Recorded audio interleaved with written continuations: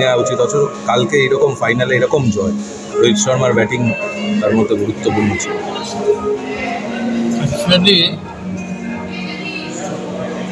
অশিক্ষিত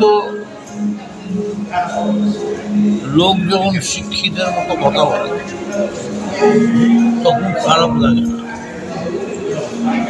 কিন্তু শিক্ষিত লোক যখন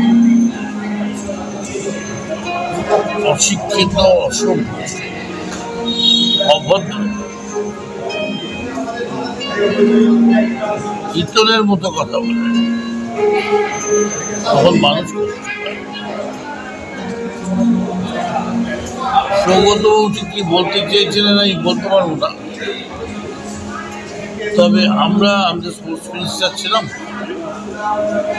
খেলাটা থেকে প্লেয়ারদের বাক আপ করতে হয়,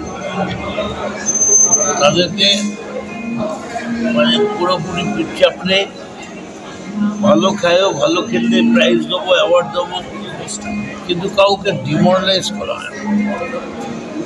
এটা ডিমোরালাইজ করা হচ্ছে এবং এই ধরনের কথা একটা গোটা টিমকে ডিমোরালাইজ করতে পারে।